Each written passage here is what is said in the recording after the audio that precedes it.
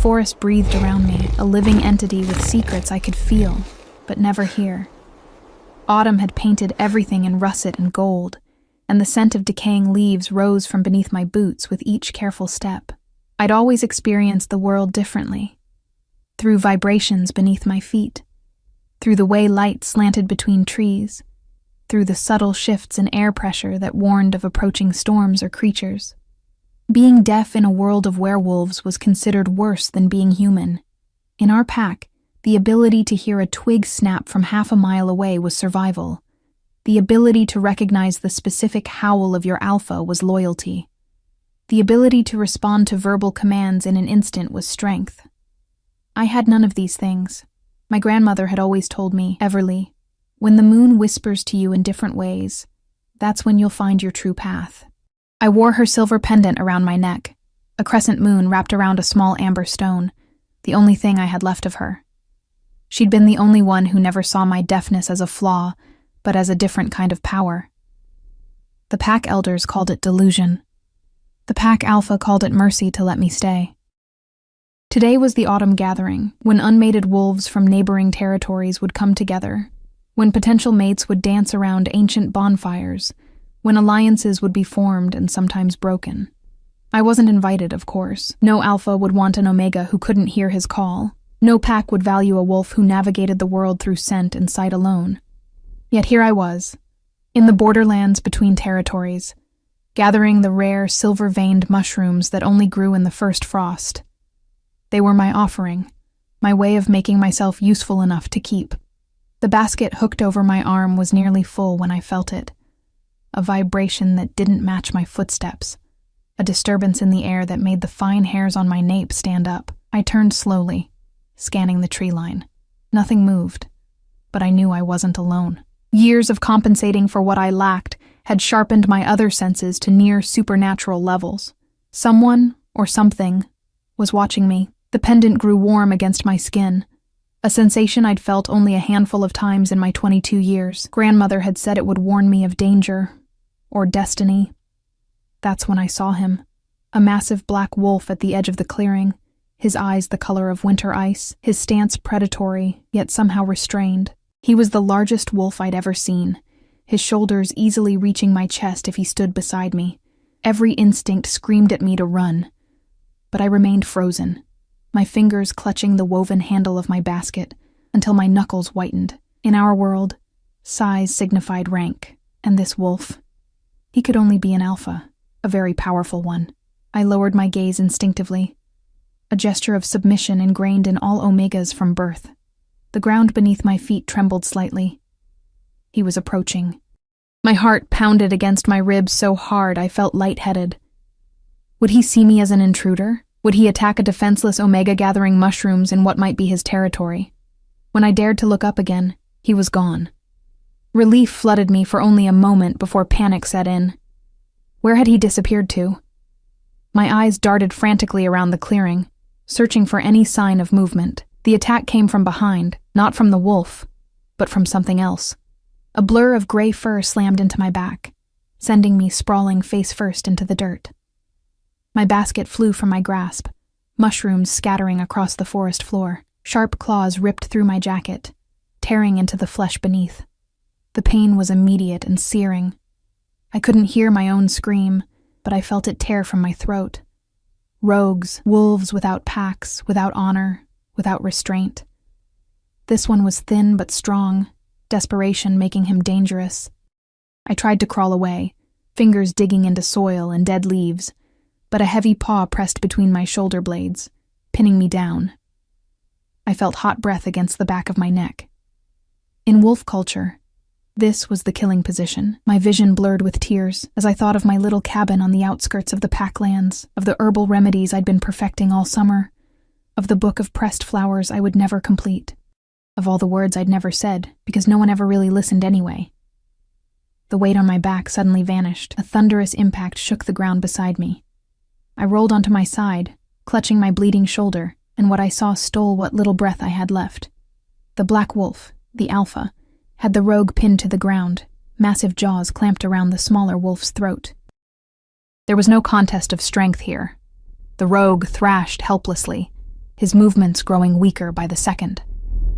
I couldn't hear the growls or whimpers, but I could see the raw power displayed in the rippling muscles beneath midnight fur, the absolute authority in the alpha's posture. He was saving me. This magnificent creature who owed me nothing had intervened to protect an omega who wasn't even from his pack. When the rogue finally went limp, the alpha released him with what looked like disgust. He turned to me, those ice-blue eyes now assessing, calculating. I remained perfectly still, unsure what this rescue meant, what debt I now owed. Slowly, respecting the enormous power difference between us, I lowered my head in the deepest display of gratitude and submission our kind knew. When I looked up again, the alpha approached, his movements deliberate. He circled me once, scenting my wound, then stopped directly in front of me. He lowered his massive head, nudging the pendant that had slipped from beneath my torn clothing. Recognition flickered in those intelligent eyes, and something else. Curiosity, perhaps, or impossibly, recognition. Then, with one last penetrating look, he turned and loped into the forest, disappearing among the shadows and trees as if he'd never existed at all. I sat there for what felt like hours, clutching my wounded shoulder, replaying those moments in my mind. The pendant still felt warm against my skin. Something had changed in the fabric of my world, though I couldn't yet understand what. With shaking hands, I gathered the scattered mushrooms, salvaging what I could of my offering for the autumn gathering. As darkness began to fall, I made my way back toward the packlands, moving as quickly as my injury would allow. The lights of bonfires guided me home. The gathering had already begun, with wolves from at least 5 different territories mingling in our central clearing. Music would be playing. Though I could only imagine its rhythm, stories would be told, alliances negotiated, potential mates would be finding each other through the ancient dance of scent and instinct. I skirted the edges of the celebration, keeping to the shadows. My small cabin lay beyond the communal buildings, isolated by both design and circumstance. I had almost reached it when a firm hand gripped my uninjured shoulder, spinning me around. Sophia, the pack beta's daughter, stood there with irritation clear on her beautiful face. She spoke slowly, exaggerating her mouth movements so I could read her lips. "Where have you been? Alpha Gregory wants all pack members present. Even you." I pointed to my wounded shoulder, the torn jacket, the blood that had soaked through my clothing. Her eyes widened slightly before her expression hardened again. "What happened?" "Rogue attack," I signed, my fingers forming the quick gestures that few in our pack had bothered to learn. "In the borderlands," she sighed dramatically. "Get cleaned up. There's a visiting alpha who wants to meet everyone. Don't embarrass us." With that, she turned and stalked away, her irritation vibrating through the ground with each forceful step.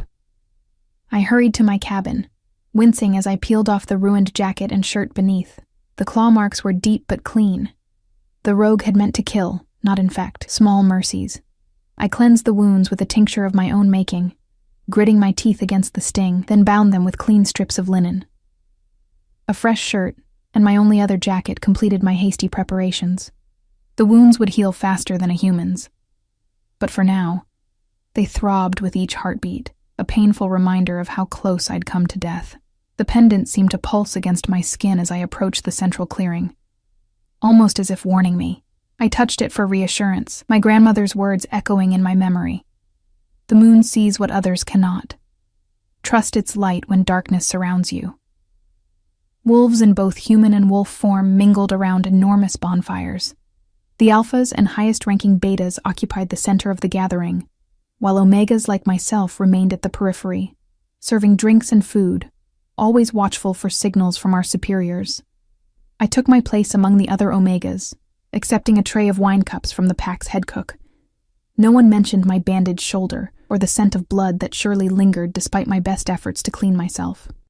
In a world of heightened senses, my disability made me practically invisible, a convenience to be used when needed, ignored when not. As I moved through the crowd, offering drinks, I scanned the gathering for unfamiliar faces. Visiting alphas always brought their highest-ranking pack members, displaying their strength and influence. I wondered which of these powerful wolves had requested to meet every member of our pack, even the lowest omega. That's when I saw him. Standing beside our pack alpha, Gregory, was the tallest man I'd ever seen. His black hair was swept back from a face that could have been carved from marble, all sharp angles and perfect symmetry. But it was his eyes that stopped my heart mid-beat. Ice blue. Penetrating. The same eyes that had stared into mine from the face of a massive black wolf just hours earlier in the forest. The visiting alpha, the wolf who had saved my life. And now, as those impossible eyes found mine across the crowded clearing, I realized with a cold shock of clarity that I stood in the presence of someone far more powerful than I had imagined. The pendant burned against my skin like a brand, and I knew with absolute certainty that my life would never be the same again. The weight of his gaze pinned me in place more effectively than any physical restraint. My hands trembled, wine cups clinking softly against each other on the tray I held. Around us, the celebration continued, wolves dancing, laughing, forming connections. But between us stretched a taut, invisible thread of recognition. He tilted his head slightly, nostrils flaring. Even from this distance, I knew he was catching my scent, confirming what his eyes had already told him.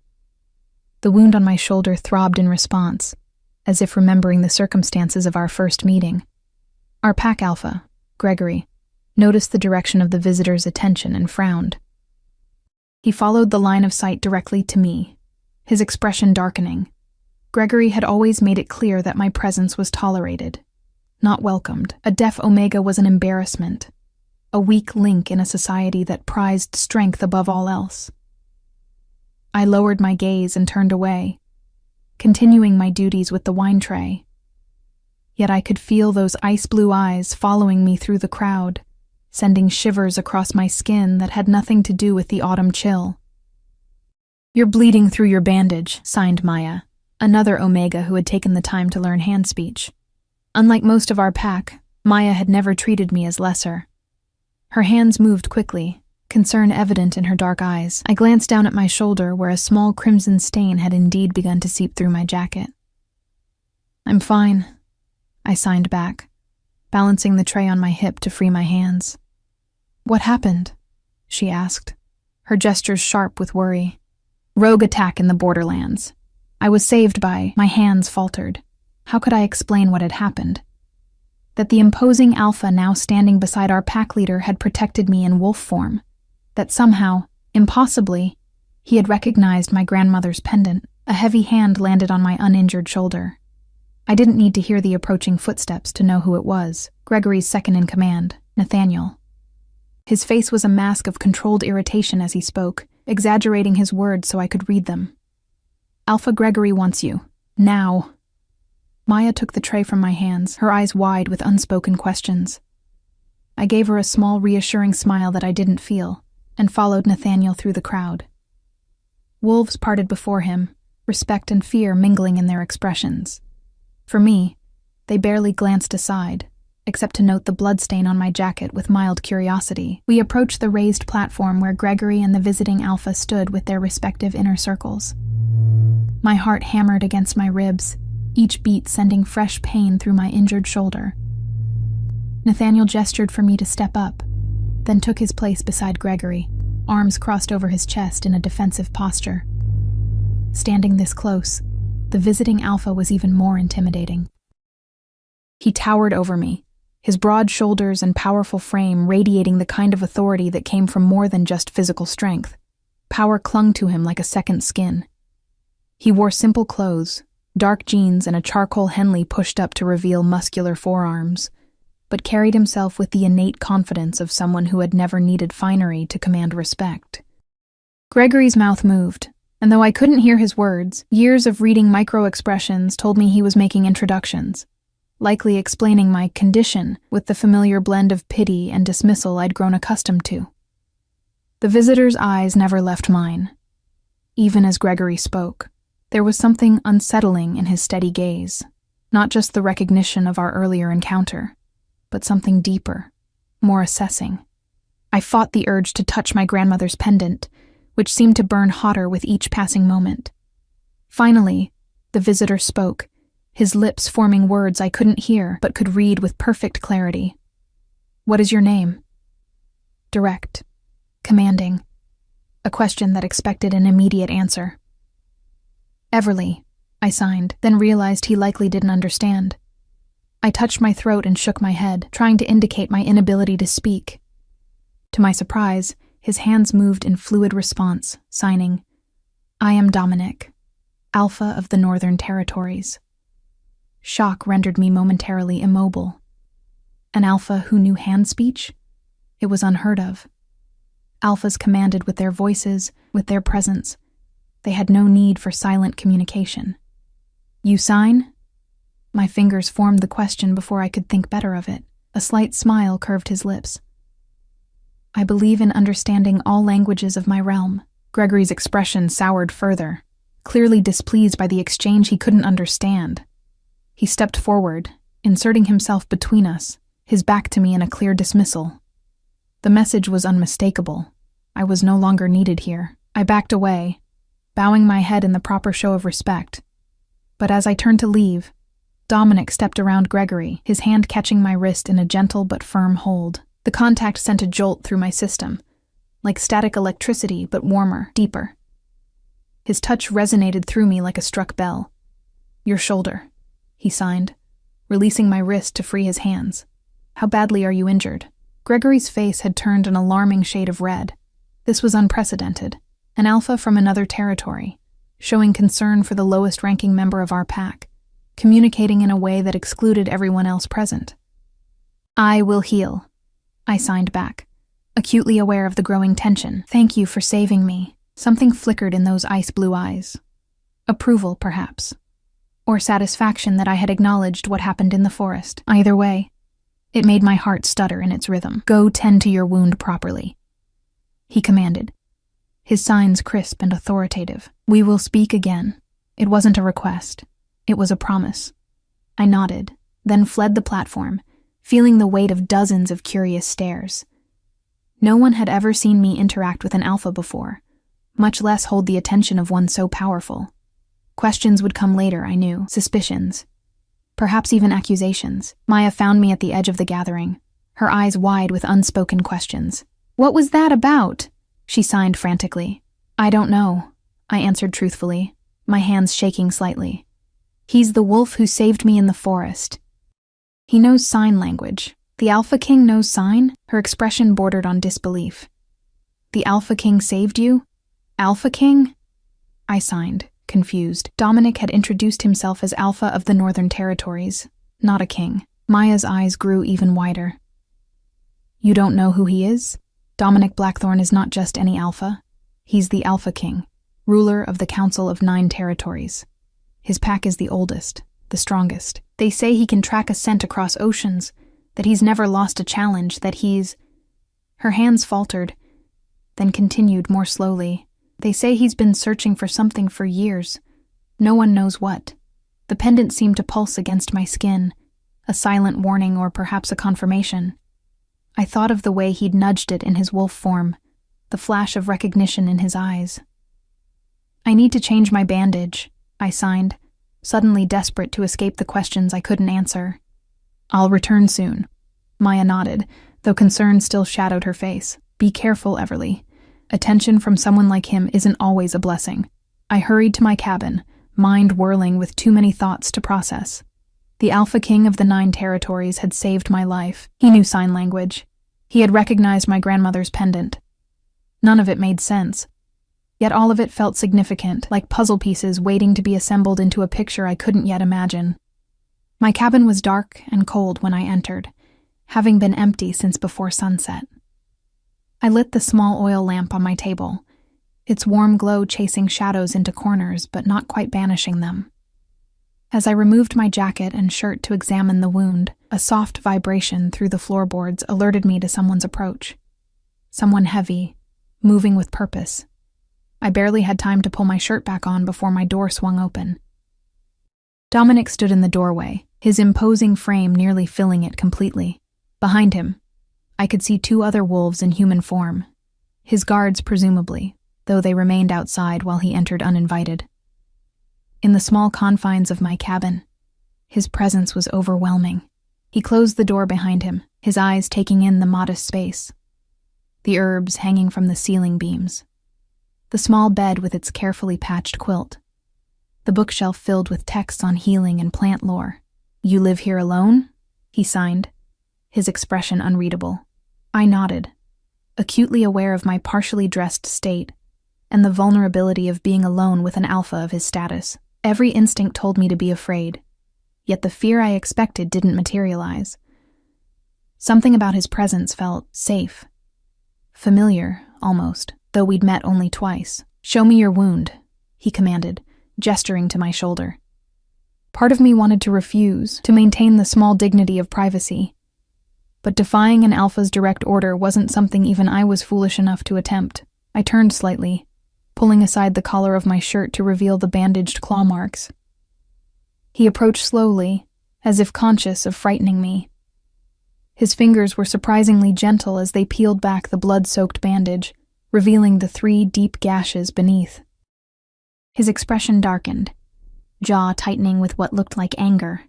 "The rogue who did this," he signed after stepping back, "was not acting alone." I blinked in surprise. "What do you mean?" "Rogues are opportunists. They hunt the weak, the isolated. But they rarely venture so close to packlands during a gathering." His hands moved with precision, his gaze intense. This one smelled wrong. Altered. "Altered how?" I asked, unable to quell my curiosity despite the strangeness of the situation, as if his aggression had been heightened artificially, chemically. Dominic's hands paused, then formed a question that seemed to come from nowhere. "Your grandmother, she gave you that pendant?" My hand instinctively rose to touch the silver crescent. "Yes, before she died." "What did she tell you about it?" I hesitated, unsure why this powerful alpha would care about an old woman's words to her granddaughter, that it would protect me, that when the moon whispers in different ways, I'll find my true path. Something changed in his expression. A softening around the eyes, a slight relaxation of his jaw. "Your grandmother's name was Elena, wasn't it?" The shock must have shown on my face because he nodded as if I'd confirmed his suspicion. "How could you possibly know that?" Instead of answering, he reached inside his shirt and withdrew a pendant of his own, identical to mine in every way, except that where mine held an amber stone, his contained a stone of deep sapphire blue. "Because," he signed, "Elena was my father's sister. Your grandmother was born a blackthorn of the northern pack. Which makes you, Everly, something I never expected to find in a remote southern territory." His hands formed the next words with deliberate emphasis. "You are my kin, my blood." The room seemed to tilt around me. I reached behind me for the edge of the table, steadying myself against a revelation that rewrote everything I thought I knew about myself. "That's not possible," I signed, my movements jerky with denial. "My grandmother was born here. She never spoke of northern connections. She fled the north during the Great War, when she was barely more than a child. She changed her name, hid her lineage." His expression grew grave. "She had good reason to hide, Everly. The same reason you've been kept isolated here. Your true nature disguised by your disability." "What are you talking about?" My hands shook so badly I could barely form the signs. "Your deafness is not a flaw, Everly. It's a shield." He stepped closer, his presence engulfing me like a physical force. "You don't hear with your ears because you were born to hear with something far more powerful, your soul. You're a moon speaker, the first to be born in 5 generations." The pendant burned against my skin, no longer a comforting warmth but a brand of truth I wasn't prepared to accept. Moon speakers were myths, stories told to pups, wolves born with the ability to communicate directly with the moon goddess, to interpret her will, to see paths hidden to others. "That's not true," I signed, though something deep inside me resonated with his words like a struck tuning fork. "Moon speakers aren't real. They are very real," he countered, "and very rare. So rare that many believe them extinct. So valuable that some would kill to possess one." His eyes darkened, and others would kill to ensure none ever exist again. The silence between us crackled with implications I couldn't fully grasp. Moon speaker.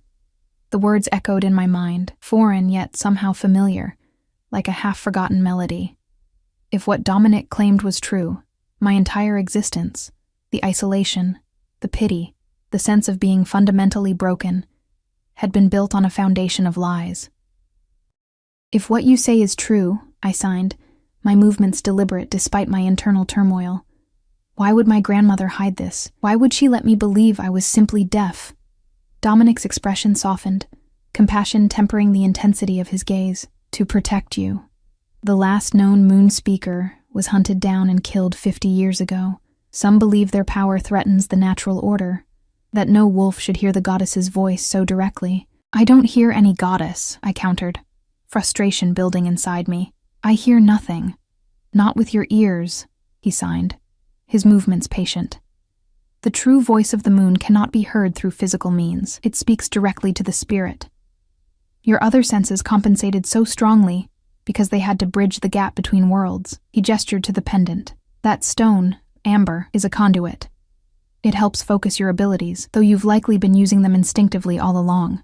I thought of how I always seemed to know when storms were coming, how I could sense emotions in others that they never spoke aloud, how the forest sometimes seemed to communicate with me through subtle shifts in light and shadow. Things I'd attributed to heightened senses compensating for my deafness. "The rogue attack," I signed slowly, pieces falling into place. "You said he was altered. Someone sent him specifically to find me." Dominic nodded grimly. "I believe so. Someone who suspects what you are. Someone who wants to eliminate the threat you represent before you fully come into your power." "I'm not a threat," I signed, the absurdity of the situation hitting me. "I'm an Omega. I make herbal remedies and gather mushrooms. I've never challenged anyone. Your very existence challenges them," he replied, his signs sharp with conviction. "Moon speakers aren't bound by the traditional hierarchy. They serve the goddess directly. They can influence alphas, unite territories, alter the balance of power." He paused, his expression unreadable. "During the ancient times, it was moon speakers who chose the alpha king or queen. Their blessing legitimized rule." The implication staggered me. No wonder someone might see me as dangerous, even in my seemingly powerless state. I sank onto the edge of my bed, the weight of these revelations too heavy to bear standing. "Who would want me dead?" I asked, though I feared I already knew the answer. "Who benefits from maintaining the current power structure?" Dominic countered. "Who fears change most deeply?" My thoughts immediately went to Gregory, our pack alpha. He had always treated me with barely concealed disdain, keeping me at the margins of pack life. Had that been strategic rather than simply cruel? A way to ensure I remained isolated, my potential influence contained. "I can't stay here," I signed, the realization dawning with cold clarity. "If what you're saying is true, I'm in danger." "Yes," Dominic agreed. "That's why I've come to take you north, to my territory, where I can protect you while you learn to harness your abilities." The offer should have seemed like salvation, yet caution held me back. "Why would you do this? Why risk yourself for someone you just met?" Something flashed in his eyes, a vulnerability at odds with his commanding presence. "Because I've been searching for a moon speaker my entire life. Because the northern territories need your guidance. Because we share blood." He hesitated, then added, "And because I made a promise to your grandmother." "You knew my grandmother?" The question formed before I could stop it, surprise overriding caution. "I met her only once when I was very young. She came to my father in secret, near the end of her life. She told him that she had hidden her granddaughter among the southern packs, that one day this child might be the last moon speaker." His expression grew distant, as if seeing across years. "She made my father promise that if signs of a moon speaker appeared, he would search for her descendant. My father passed that promise to me before he died." The pendant pulsed against my skin, warm and insistent. Was it merely the heat of my body, or something more significant? I touched it lightly, feeling its familiar contours beneath my fingertips. "How can I trust that what you're telling me is true?" I signed, voicing the doubt that lingered despite the resonance his words found within me. In answer, Dominic reached into his pocket and withdrew a folded piece of paper, yellowed with age. He handed it to me carefully, as if passing something precious and fragile. I unfolded it to find a sketch. My grandmother's face, younger than I had ever known her, but unmistakable. Beside her stood a tall man with Dominic's ice-blue eyes, his arm around her shoulders in a gesture of familial affection. On the back, in my grandmother's elegant handwriting, Elena and Alaric Blackthorne, Northern Territory, 1975. My father kept this all his life, Dominic signed when I looked up at him, tears blurring my vision. Elena was his favorite sister. Losing her to the Southern Territories broke his heart. The door to my cabin suddenly vibrated with a forceful knock. Dominic tensed, immediately positioning himself between me and the entrance. He motioned for me to stay back as he approached the door, his posture shifting subtly into something more predatory. When he opened it, Nathaniel stood there, flanked by 2 of our pack's enforcers. His expression darkened as he took in the scene, me half-dressed with a bandaged shoulder, Dominic standing protectively nearby. Though I couldn't hear their exchange, the tension was visible in rigid postures and tight expressions. Nathaniel's gaze kept shifting to me, suspicion evident in his narrowed eyes. After a brief but clearly heated discussion, Dominic turned back to me. "Gregory requests your presence at the main hall. Immediately," he signed, his movements clipped with anger. "I've informed them I'll accompany you." Fear coiled in my stomach. Had Gregory somehow discovered what Dominic had revealed to me? Was this a trap?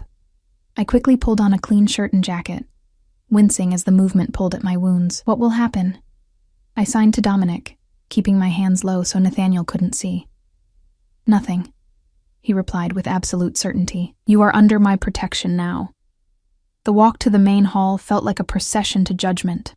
Wolves stopped their celebrations to watch us pass, curious eyes tracking our progress. The moon hung full and bright overhead, bathing everything in silver light that seemed to focus with unusual intensity on my grandmother's pendant. I resisted the urge to hide it beneath my clothing. The main hall was crowded with the highest-ranking wolves from both our pack and the visiting delegations. Gregory sat in his ceremonial chair, his expression thunderous. Beside him stood a woman I'd seen earlier among Dominic's entourage, tall, regal, with sharp features and calculating eyes. Something about her sent a chill through me that had nothing to do with the autumn night. Gregory motioned for me to approach, pointedly ignoring Dominic, who nevertheless remained close behind me. I could feel the heat radiating from his body, solid and reassuring at my back. "Everly," Gregory mouthed, exaggerating as always when addressing me. "Lady Serena has brought serious accusations against you." He gestured to the woman beside him. "She claims you stole something from the Northern Territory many years ago, a family heirloom." My hands instinctively rose to the pendant at my throat. Lady Serena's eyes tracked the movement, a predatory smile curving her lips.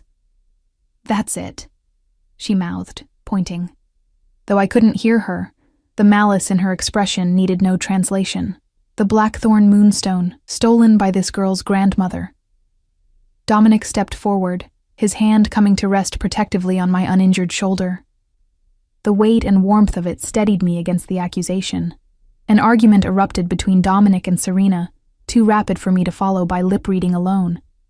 Gregory watched with calculating eyes, his gaze shifting between the pendant at my throat and the obvious protection Dominic offered me. Finally, Dominic turned to me, signing rapidly.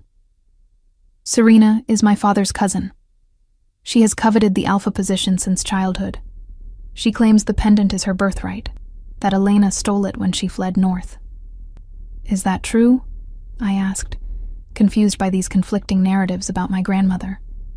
"No," he signed emphatically. "The pendant chooses its bearer. It has always been passed from one moon speaker to the next. Elena didn't steal it. It chose her, just as it later chose you." Serena noticed our signed exchange, her face contorting with rage at being excluded. She stepped forward, reaching for my pendant with clawed fingers. Dominic moved with supernatural speed, catching her wrist before she could touch me. The tension in the room escalated instantly. Guards on both sides shifted their weight, ready to intervene. Gregory rose from his chair, his authority challenged by the conflict erupting before him. "Enough," he shouted, the force of it visible in the way everyone else flinched. He pointed at me, then at the pendant, then made a gesture I understood all too well. He wanted me to remove it and hand it over. A gesture of reasonableness, of compromise. Fear paralyzed me. The pendant had been my grandmother's final gift, my only connection to her.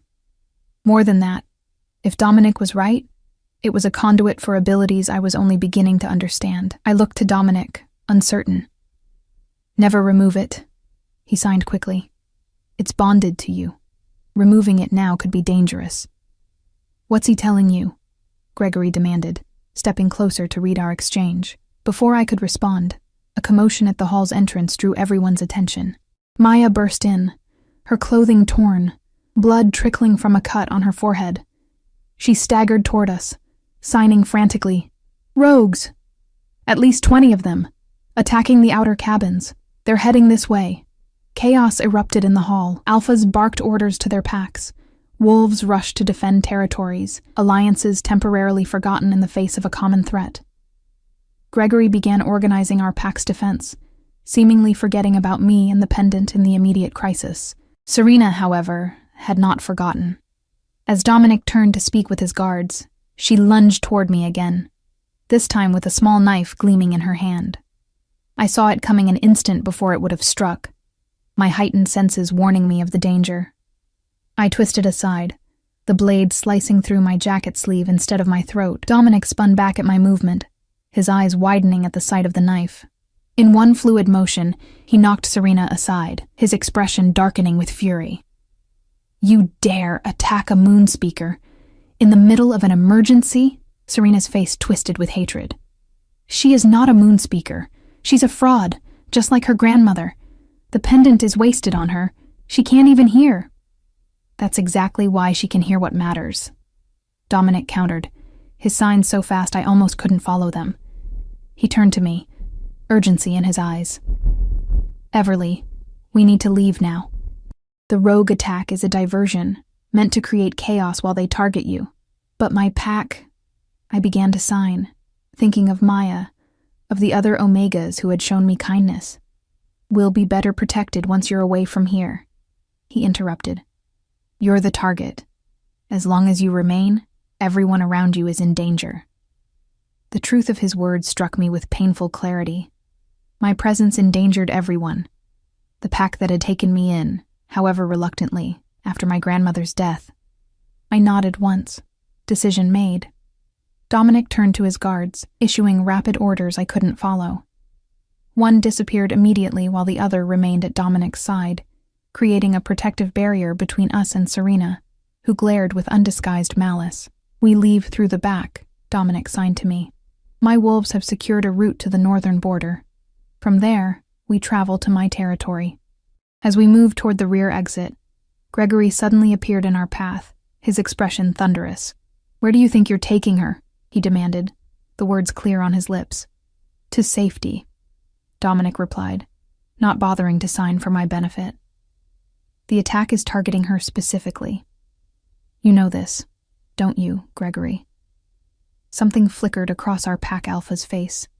Guilt, perhaps, or simply calculation. He stepped aside without further argument, his gaze never meeting mine. In that moment, I understood with perfect clarity. Gregory had known. Perhaps not everything, but enough. Enough to keep me isolated, to treat me as lesser, to ensure I never discovered my true nature. As we slipped out into the night, the sounds of battle, inaudible to me but evident in the flashes of movement through windows and doorways, created a surreal backdrop to our escape. The pendant burned hot against my skin, almost painful in its intensity. "What's happening?" I signed to Dominic as we hurried through the shadows behind the communal buildings. "The pendant is responding to danger," he signed back, scanning our surroundings constantly.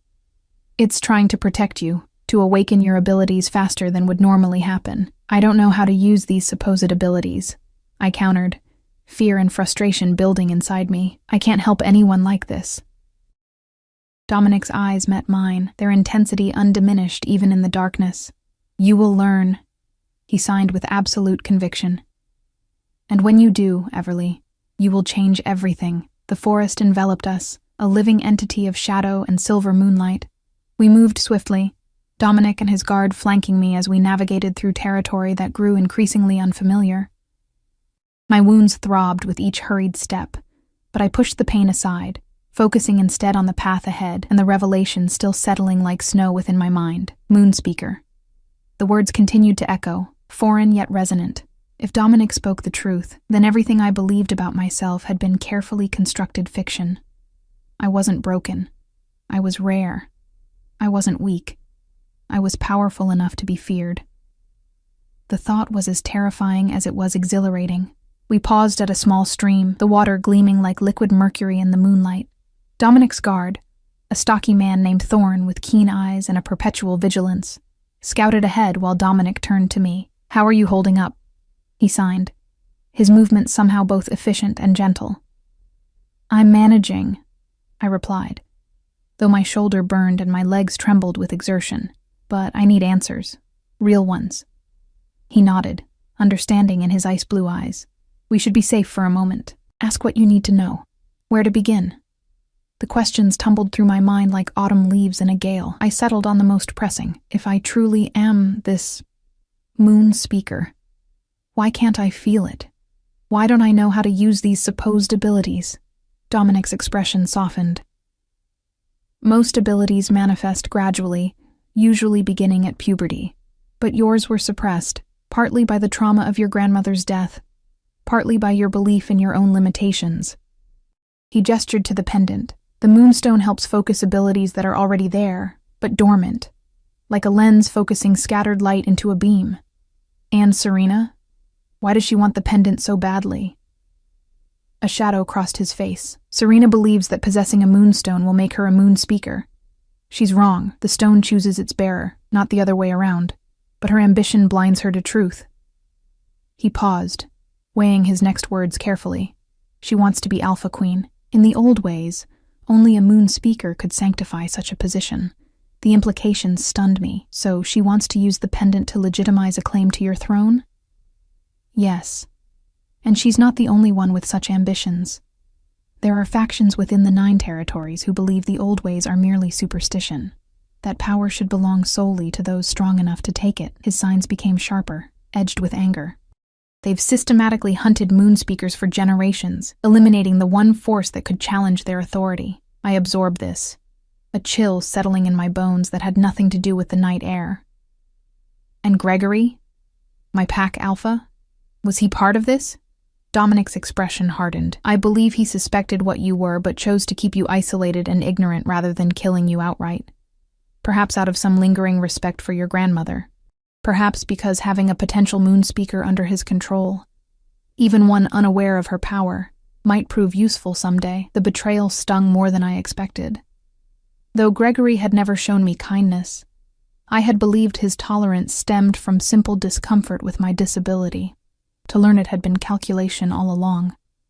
A soft vibration through the ground alerted me before Dominic tensed. Thorn returned, his expression grave as he spoke rapidly to Dominic. Though I couldn't hear the words, the urgency was clear in taut body language and quick gestures. "We're being followed," Dominic signed to me after Thorn finished his report. "A large group, at least 15 wolves, moving fast." Fear clutched at my throat. "Rogues?" "Some rogues, yes, but also others." His eyes met mine, their blue depths hardened with resolve. "Serena's followers, I suspect. And perhaps some of Gregory's wolves as well. An alliance against us. Against me." The reality of my situation crashed over me like an icy wave. I was being hunted by wolves from 3 different factions, all united in their determination to either control or destroy what I represented. "What do we do?" I signed, fighting to keep my hands steady. "We keep moving north," Dominic replied without hesitation. "My territory begins beyond the ridge, another 3 hours' journey. Once we cross that boundary, we'll have additional protection. I've already sent word ahead. More of my pack will meet us at the border." Thorn leaned in, saying something that made Dominic's jaw tighten. After a brief exchange, Dominic turned back to me. "The group is spreading out, attempting to surround us. We need to change course." He studied me for a moment, concern evident in his gaze. "Can you continue at this pace? Your wound?" "I can keep going," I signed firmly, ignoring the fire in my shoulder and the exhaustion creeping through my limbs. "I won't slow you down. Something like admiration flickered across his face. "I never thought you would." We set off again, angling west toward rougher terrain where our scent would be harder to track across stone and running water. The moon climbed higher, its light intensifying as if focused specifically upon us. My pendant grew warmer against my skin with each passing hour, pulsing in rhythm with my heartbeat. The forest gradually thinned as we climbed higher, the trees becoming stunted and twisted by constant wind.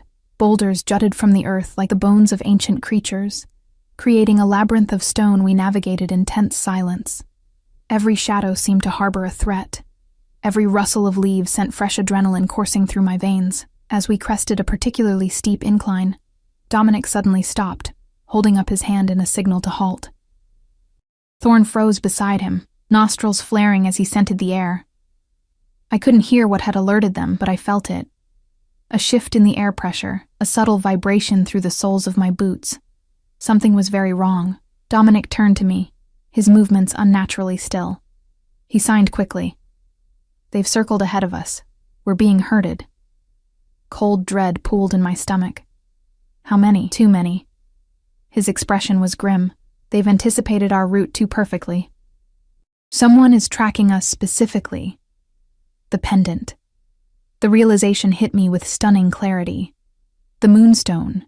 What if it's not just a conduit? What if they can somehow sense its energy? Use it to find me?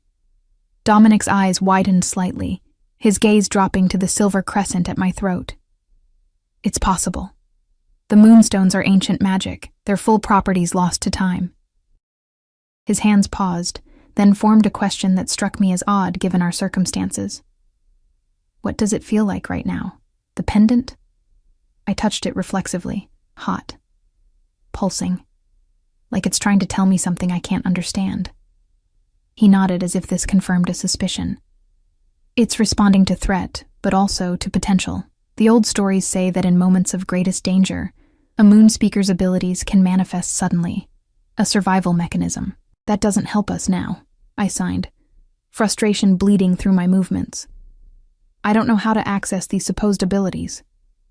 "Maybe you don't need to know," he countered, his signs deliberate. "Maybe you just need to stop fighting what's already happening." Before I could ask what he meant, a howl split the night, inaudible to me, but its effect on my companions was immediate. Thorn shifted partially, his features elongating, claws extending from his fingertips. Dominic remained in human form but dropped into a defensive stance, positioning himself between me and the sound. "They're coming," he signed tersely, "from all sides." "What do we do?" I asked, panic rising like floodwater. Instead of answering, Dominic took my face between his hands, his touch firm but gentle. The contact sent a jolt through me, like static electricity but deeper, resonating through bones and blood. His eyes bored into mine with an intensity that stole my breath. "Trust yourself," he mouthed clearly, ensuring I could read his lips. "Trust what you feel. The moon chose you, Everly. Let her speak through you."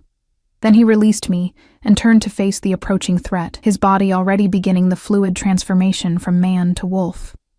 Beside him, Thorn completed his shift, dropping to all fours as silver-gray fur rippled across his skin. I stood frozen, caught between terror and a strange building pressure behind my breastbone. Something unfamiliar yet oddly right, like a song remembered from childhood suddenly heard again. The pendant burned against my skin, no longer painful but insistent, demanding attention I didn't know how to give. They emerged from the shadows like nightmares made flesh, wolves of various sizes and colors, eyes gleaming with hunger or hatred or both. I counted 12 before they blurred into a mass of movement and threat.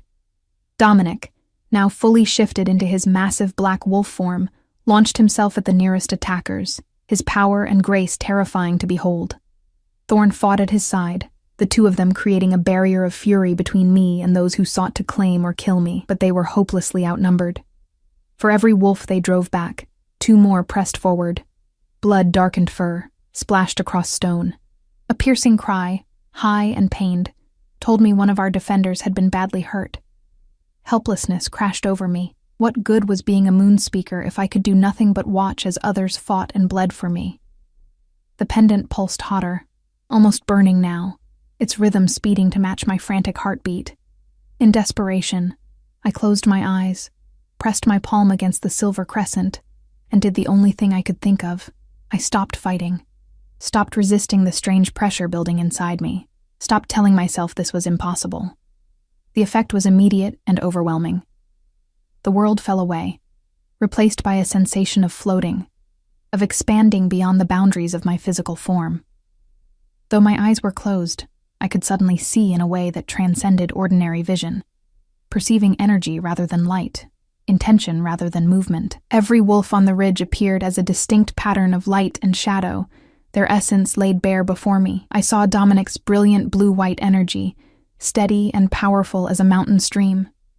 Thorns beside him, amber and loyal. And our attackers, some burned red with hatred, others pulsed sickly green with greed or ambition. Among them, brightest and most malevolent, I recognized Serena's signature. Blood red shot through with black corruption.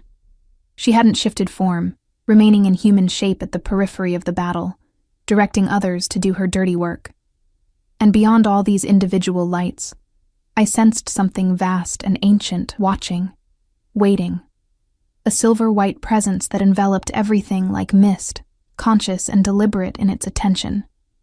The moon. Not just the celestial body, but the consciousness, the deity, the force our people had worshipped since before written history. It spoke, not in words, but in pure understanding that unfurled within my mind like a banner of silver light. I saw patterns, connections, possibilities stretching across time. I saw my grandmother as a young woman, fleeing north with the pendant clutched to her breast, pregnant and terrified but determined. I saw Dominic as a child, receiving his own moonstone from his father's hands, accepting a legacy and a promise. And I saw what I needed to do now. I opened my eyes, the world snapping back into focus with startling clarity. Time seemed to have slowed, the battle before me reduced to a series of frozen tableaux. Dominic with jaws locked around a rogue's throat, Thorn bleeding from a gash along his flank but still fighting. Serena approaching from the side, a silver dagger clutched in her hand, her target clearly Dominic's unprotected back. Without conscious thought, I stepped forward and raised my hands. The pendant flared hot as a brand, and from my fingertips streamed ribbons of moonlight, tangible, physical, and undeniably real. They whipped through the air like living things, wrapping around our attackers, immobilizing some, flinging others away from Dominic and Thorn. Serena's scream of rage was so powerful I felt its vibration through the soles of my feet. She charged toward me, dagger raised, her face contorted into a mask of hatred. The moonlight responded to my instinctive fear, condensing into a shield before me. When her blade struck it, the silver metal shattered like glass, fragments scattering across stone. "Impossible," she mouthed, her shock evident even in the dim light. "You can't. This isn't..." But it was. Whatever power flowed through me now was ancient and undeniable, as natural as breathing once I stopped resisting it. The moonlight poured from my hands in ever-increasing streams, responding to my will with effortless precision.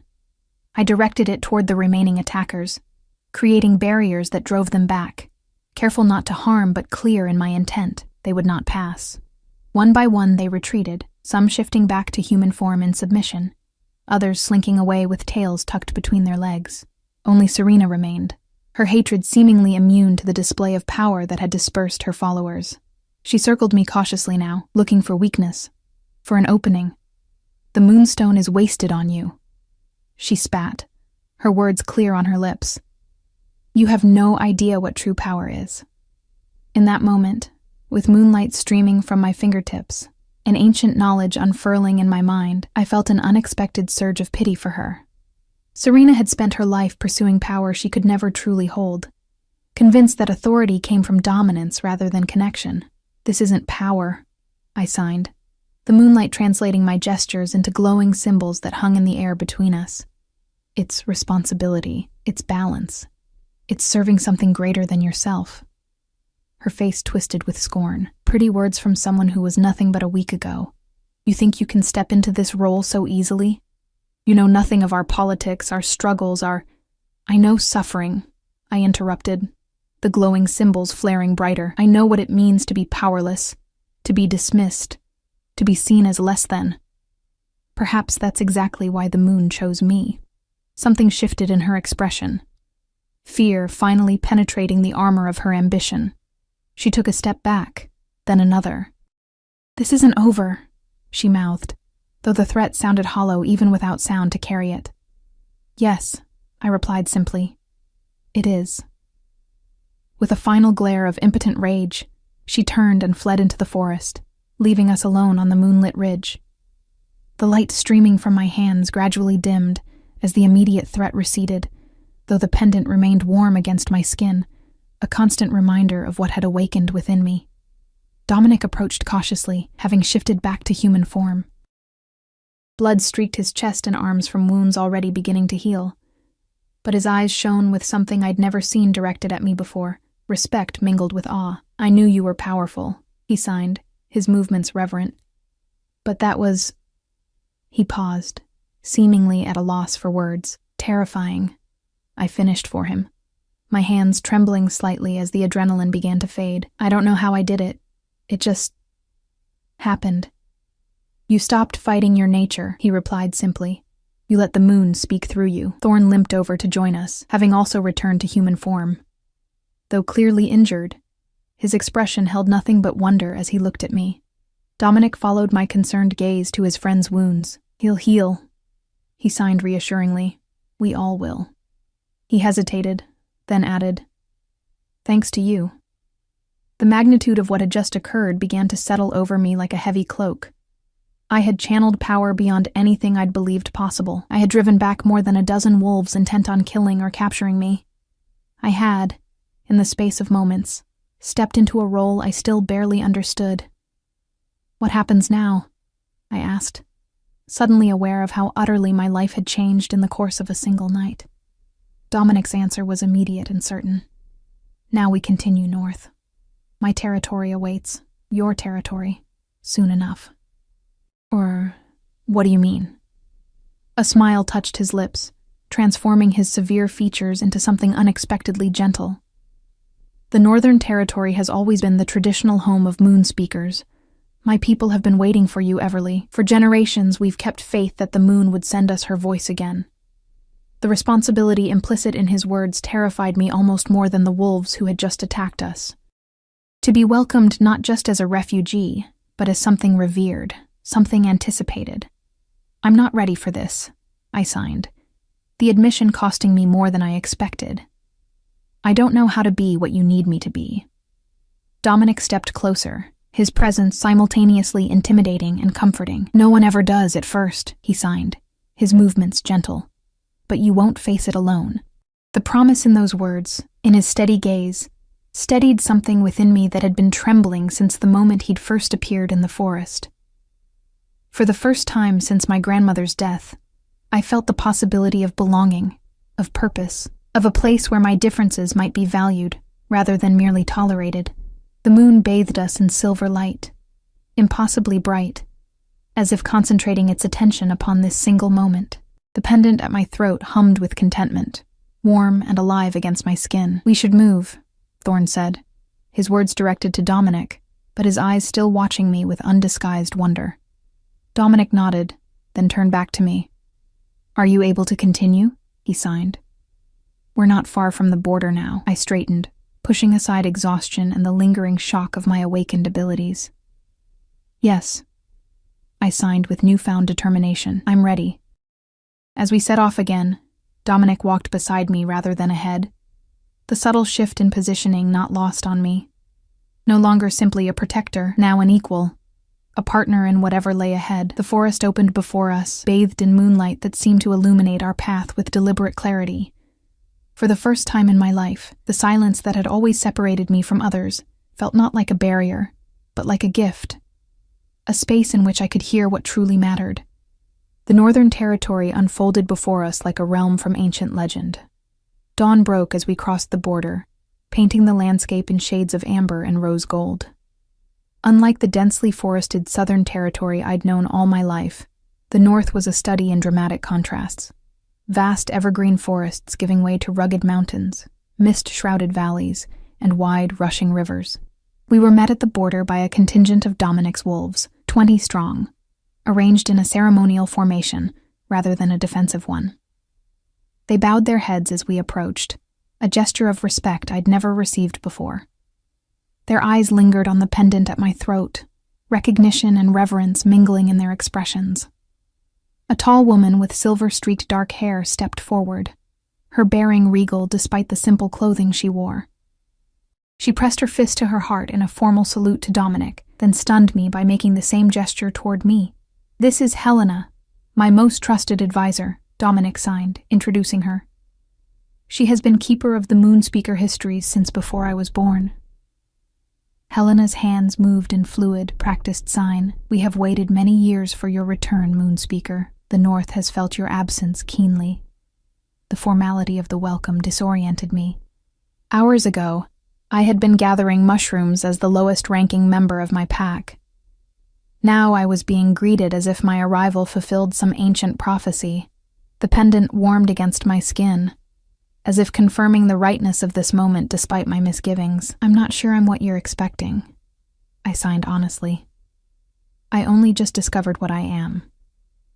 I don't know how to be what you need." Helena's weathered face softened. "None of us know how to be what we are until we begin. The moon chose you, child. That is enough." We were escorted through territory so beautiful, it made my heart ache. Pack members appeared along the route, emerging from settlements and outposts to witness our passage. Many brought offerings, bundles of herbs, handcrafted tokens, small pouches that I later learned contained rare minerals believed to strengthen a Moonspeaker's connection to the celestial realm. By midday, we reached the heart of the Northern Territory, a settlement unlike any I'd seen before. While Southern packs lived in loose collections of cabins or in human-style houses, the Northern settlement was built in harmony with the landscape. Homes were partially embedded in hillsides, or constructed around living trees. Stone and wood structures followed the natural contours of the land, connected by winding paths and graceful bridges that spanned burbling streams. At the center stood a circular building crafted from pale stone that seemed to capture and amplify the sunlight. Its roof was open to the sky, with intricate carvings around the circumference that I would later learn depicted the history of Moonspeakers throughout the centuries. "The Moon Hall," Dominic signed, noting my fascinated gaze. "The spiritual center of our territory.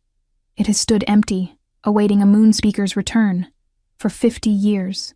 The implications of that simple statement settled over me like a mantle of responsibility.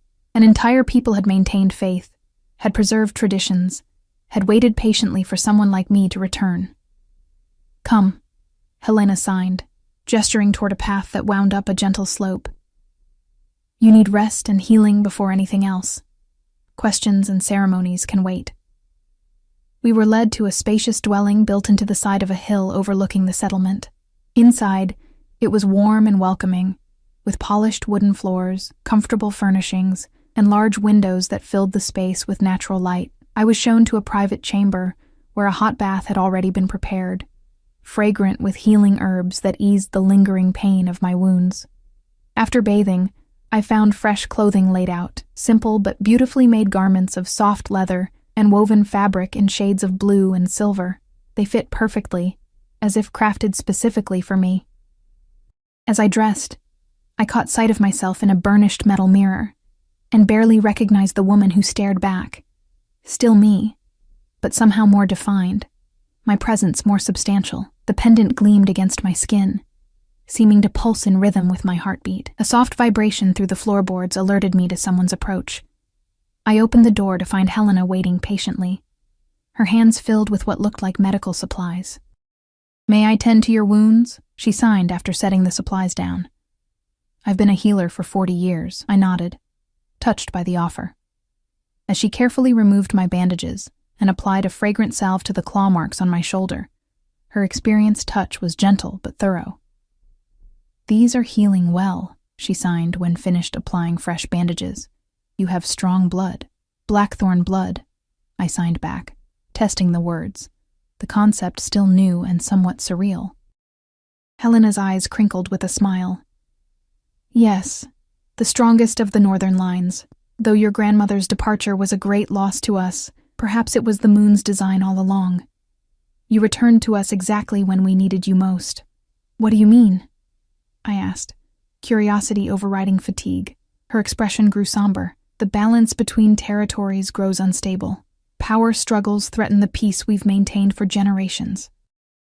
Some, like Serena, believe strength alone should determine leadership. Others cling to ancient ways without understanding their purpose. She paused, studying me intently. The return of a moon speaker changes everything. You represent a third path, one guided by something higher than ambition or tradition. The responsibility implicit in her words settled heavily on my shoulders. I'm not sure I'm ready for this, I admitted. Everything has happened so fast. The greatest changes often do, Helena replied, her signs gentle. But you are not alone in this, Everly. The North has preserved the knowledge of moon speakers for generations. We will help you understand your gifts, your purpose. A different vibration through the floor. Heavier, more deliberate, signaled another visitor. Moments later, Dominic appeared in the doorway, freshly bathed and dressed, though fatigue still shadowed his eyes. The Council of Elders has requested an audience, he signed. I told them you needed rest, but they are insistent. They have waited 50 years, Helena signed with a hint of amusement. Patience has never been their strongest virtue. Despite my exhaustion, curiosity won out. I'll meet with them, I decided. Better to begin understanding my role here. Dominic looked simultaneously pleased and concerned. Are you certain? You've been through much in the past day. We all have, I signed, thinking of his own injuries sustained in my defense. Some things shouldn't wait. The moon hall was even more impressive up close. Intricate carvings decorated every surface. Wolves in various forms, phases of the moon, symbols I didn't yet understand, but somehow recognized on an instinctive level. As we entered through tall wooden doors inscribed with silver, I felt the pendant warm against my skin, responding to the ancient power contained within these walls. 7 elders awaited us, seated in a semicircle on curved stone benches. They rose as we entered, their expressions a mixture of hope, curiosity, and in one case, clear skepticism. Dominic took his place among them, indicating a stone seat positioned at the center of their arc, clearly meant for me. As I sat, sunlight streamed through the open roof directly onto the pendant, making it flare with sudden brilliance. A collective murmur ran through the elders, even the skeptical one looking momentarily awed. An elderly man with a face mapped by time leaned forward. I am Victor, eldest of the Northern Council, he signed, his hands gnarled but his movements precise. We have maintained the old ways, waiting for a moon speaker's return. Now that you are here, we must ask, what did the moon show you during your awakening? The directness of the question caught me off guard. I touched the pendant reflexively, remembering the flood of visions, the sense of ancient consciousness touching my own. Connections. I signed slowly, searching for words to describe an experience that transcended language. Patterns across time, my grandmother's flight, Dominic receiving his moonstone. I hesitated, then added, and threats, corruption spreading through the territories like poison. Victor nodded as if my answer confirmed something. The moon always shows what is needed most urgently. In your case, the danger that has been growing in your absence. The skeptical elder, a severe-looking woman with sharp features, leaned forward. How do we know she is truly a moon speaker? One display of power during a moment of crisis does not prove lineage. The pendant could be responding to her blackthorn blood, nothing more. Dominic's expression darkened, but before he could respond, I felt something stir within me, not anger, but certainty. The pendant warmed, and with it came that sense of expanded awareness I'd experienced on the ridge. Without conscious decision, I raised my hand, palm upward. Moonlight, impossible in the daytime yet undeniably real, gathered above my palm, forming a sphere of silvery radiance that illuminated the chamber with otherworldly light. Within it, images formed. The 7 territories surrounding the northern lands, each pulsing with a distinct energy. Dark tendrils of corruption spread through 3 of them, while 2 others shimmered with uncertainty. The eastern and western territories remain loyal to the old balance. I signed with my free hand. knowledge flowing through me from a source beyond my understanding. The southern river and mountain territories have been compromised by those who seek power without responsibility. The desert and forest territories waver, uncertain which path to follow. I met the skeptical elder's gaze directly. This is the truth as the moon sees it. Is this proof enough? Stunned silence fell over the council. Even Dominic looked shaken by the specificity of what I'd revealed. Information I couldn't possibly have known through ordinary means. The skeptical elder bowed her head, doubt replaced by cautious respect. I withdraw my question, Moon Speaker. The evidence speaks for itself. The sphere of moonlight dissipated as suddenly as it had appeared, leaving me lightheaded but strangely invigorated. Victor exchanged glances with the other elders, then signed with formal gravity. The moon has truly returned her voice to us.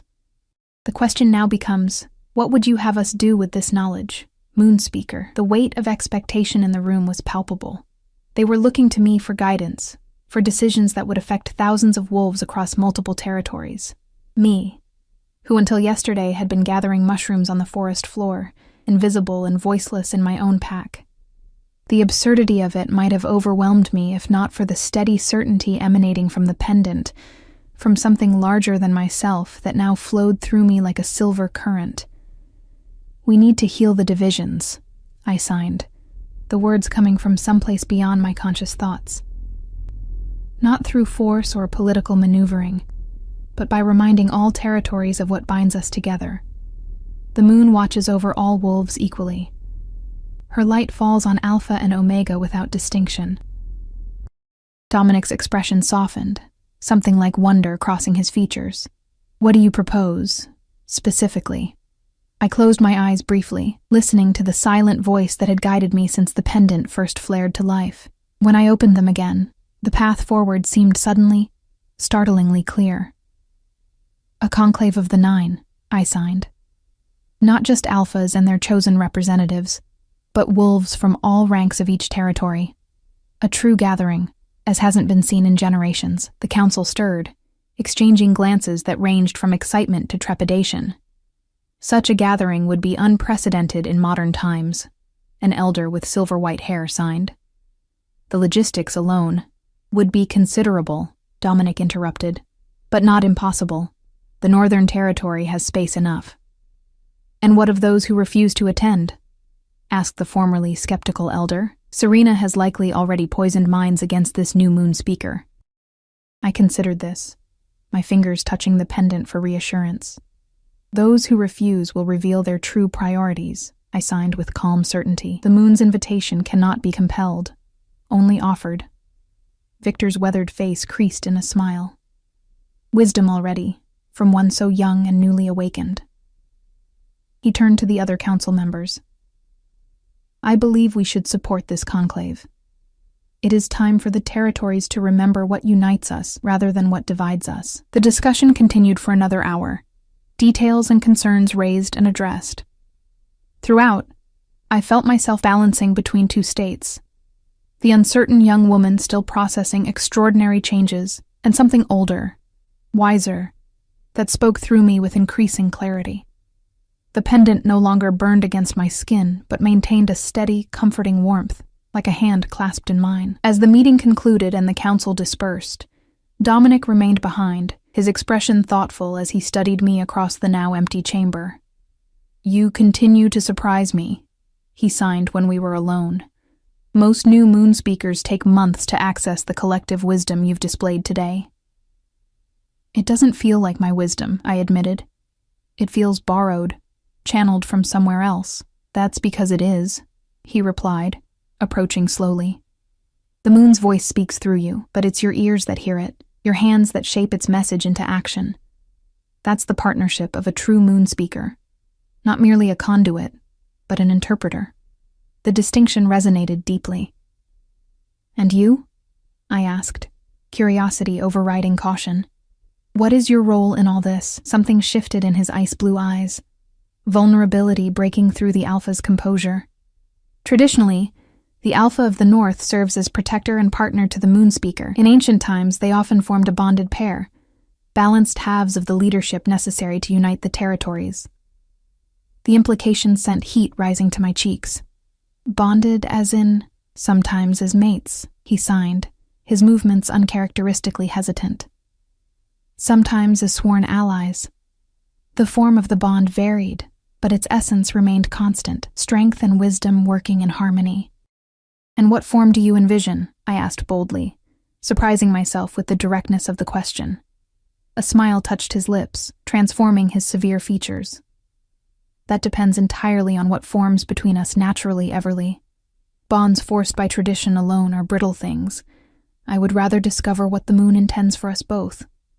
The answer pleased me more than I expected. "A wise approach for an alpha," I signed, matching his smile with my own. "I have my moments," he replied, humor warming his expression. "They've become more frequent since meeting you." We left the moon hall together, emerging into late afternoon sunlight that gilded the northern settlement in honey gold. Pack members stopped their activities to acknowledge us as we passed, their respect evident, but their greetings refreshingly genuine. Unlike the southern pack, where I'd been isolated and ignored, here I was seen, truly seen, for perhaps the first time in my life. Helena awaited us at the dwelling I'd been given, a knowing gleam in her eye as she noted our easy companionship. "The council appeared satisfied," she signed. "I take it they've accepted their moon speaker?"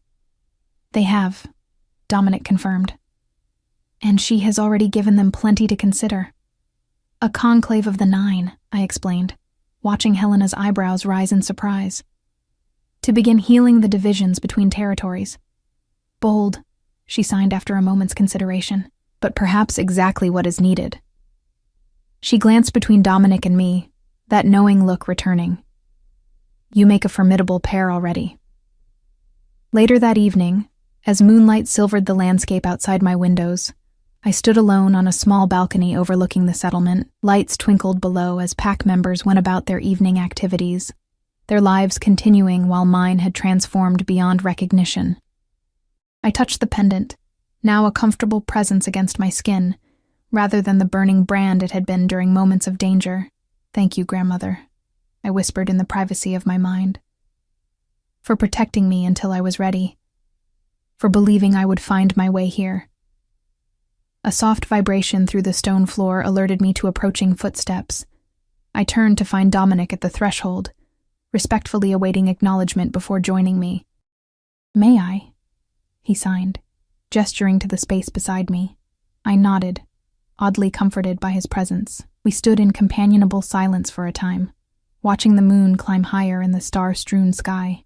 "Are you afraid?" he signed eventually, his question gentle rather than challenging. I considered this carefully. "Yes," I admitted, "but not in the way I once was." I touched the pendant, searching for words to express the transformation I was experiencing. Before, I feared rejection, isolation, never belonging anywhere. Now I fear failing those who need me, not being equal to the responsibility I've been given. I met his gaze directly. The fear feels different, cleaner somehow. Understanding softened his expression. That's the difference between fear that diminishes and fear that strengthens. One comes from doubt in yourself, the other from caring deeply about something beyond yourself. The insight struck me with its simple truth. "You're wiser than you appear, Alpha King," I signed, a teasing light in my movements. "And you're stronger than you know, Moon Speaker," he countered, his own signs carrying warmth that had nothing to do with formality and everything to do with the connection growing between us. We turned back to the view, standing close enough that I could feel the heat of his body beside mine. The moon bathed us both in silver light, blessing what was beginning to form between us. Not just the traditional bond between Alpha and Moon Speaker, but something uniquely our own, built on shared purpose and growing affection. In the weeks that followed, preparations for the conclave consumed much of our time. Messages were sent to all territories, formal invitations carried by trusted wolves. Some responses came swiftly. Eager acceptance from allies, cautious interest from neutral territories, pointed silence from those already aligned against us. Through it all, my abilities continued to develop under Helena's patient guidance. I learned to access the moon's wisdom without the urgency of crisis, to interpret the visions it sent with increasing clarity. The deaf Omega, who had once been relegated to gathering mushrooms, now stood in council with alphas, her voice, expressed through elegant signs and occasionally through moonlight itself, respected and heeded. Gregory arrived 3 days before the conclave was set to begin, his expression guarded as he was escorted into the moon hall, where Dominic and I awaited him. He seemed smaller somehow, less imposing than I remembered, or perhaps I was simply standing taller. "Alpha Gregory," I signed, my movements formal but not subservient. "Welcome to the Northern Territory." His eyes widened slightly at my transformed appearance, at the quiet confidence with which I now carried myself. "Everly?" he replied slowly so I could read his lips. "You appear well." "I am well," I confirmed. "Better than I have ever been." Discomfort flickered across his features. "I came to ensure the Southern voice is represented at this conclave of yours." "All territories are welcome," Dominic stated, his posture protective beside me though his tone remained diplomatic. "Provided they come in peace and with open minds." Gregory's gaze shifted between us, noting our unified front with a mixture of resignation and calculation. Things are changing rapidly between the territories, old alliances shifting, new possibilities emerging. "Yes," I signed simply. "That is why we called the conclave. To ensure these changes bring harmony rather than discord." Something like regret crossed his face. "I should have seen what you truly were. Perhaps things might have been different." The statement held no real apology, only the acknowledgement of a strategic miscalculation. Yet I felt no bitterness toward him, only a calm certainty that I was exactly where I needed to be, had followed the path that led me to my true purpose. "Things are as they were meant to be," I signed, the pendant warm against my skin in silent confirmation. The day of the conclave dawned clear and bright, the autumn air crisp with promise. Wolves from all 9 territories filled the great meadow below the moon hall. Alphas and betas, warriors and healers, elders and adolescents just coming into their strength. Even omegas like Maya, who had traveled north with several others from my former pack, seeking connection with a moon speaker who understood their experiences. Standing at Dominic's side on a natural stone platform overlooking the gathering, I felt a momentary wave of doubt. How could I possibly unite so many different perspectives, heal divisions that had festered for generations? As if sensing my uncertainty, Dominic's hand found mine, his fingers intertwining with my own in a gesture that went beyond protocol into something more personal, more profound. I glanced up to find his ice-blue eyes steady on mine, faith and something warmer shining in their depths. "Together," he signed with his free hand, the simple word carrying layers of meaning. The pendant at my throat pulsed once, filling me with calm certainty. I squeezed Dominic's hand in response, then stepped forward to address the assembled territories. Moonlight gathered around my hands as I signed, my movements amplified by silver radiance that ensured even those at the furthest edges of the meadow could see my words. Behind me, Dominic translated for those who couldn't understand sign. Our voices, one silent, one spoken, unified in purpose. "I stand before you not just as a moon speaker, but as one who knows what it means to be unseen, unheard, relegated to the margins," I began, honesty forming the foundation of my address. "I know the pain of existing in a world that values only certain kinds of strength, certain ways of being." The silver light brightened, responding to the truth in my words, to the emotion behind them. "But I also know that strength takes many forms. That leadership means serving something greater than yourself. That true power comes not from dominating others, but from lifting them up." My hands formed the signs with growing confidence, the moonlight following their path like a visual echo. The moon shines on all of us equally, Alpha and Omega, north and south, old and young. Her light reveals a single truth. We are strongest when united, when every voice is valued, when every gift is recognized. Throughout the meadow, wolves of all ranks exchanged glances, some nodding in agreement, others looking thoughtful or surprised. Even Serena, standing stiffly among a small contingent of supporters, seemed unable to dismiss the resonance of the message. This conclave marks not a return to the past, but a step toward a future where tradition and innovation balance each other, where power and wisdom walk hand in hand. where no wolf is considered lesser, because their strengths differ from what is expected. The pendant flared with sudden brilliance, and with it came that expanded awareness I now recognized as the moon's direct influence. My hands continued moving, but the words they formed came from somewhere beyond my own understanding, ancient and new simultaneously, wisdom channeled through my unique perspective. The time of isolated territories must end. The moon calls us to form a true union, 9 territories, 1 people, bound by respect for diversity rather than fear of difference. Murmurs rippled through the crowd, a mixture of excitement and trepidation. What I proposed was revolutionary, not merely a political alliance, but a fundamental shift in how our society functioned. This will not happen in a day or a month, or even a year, I acknowledged, reading the uncertainty in many faces. But it begins now, with each of us opening ourselves to new possibilities, to voices we have previously ignored, to strengths we have failed to recognize. As I completed my address, silence fell over the meadow, not the tense quiet of suppressed disagreement, but the profound stillness that comes when truth resonates too deeply for immediate response. Then, starting slowly but building like a wave, wolves throughout the gathering pressed their fists to their hearts, the ancient gesture of respect traditionally reserved for alphas, now offered to a once-deaf omega who spoke with the moon's voice. Dominic stepped forward to stand beside me, his presence solid and reassuring. When he took my hand again, raising it in a gesture of unity, the pendant at my throat flared once more in approval. In that moment, looking out over wolves from all territories united in a single purpose, I finally understood what my grandmother had meant about finding my true path.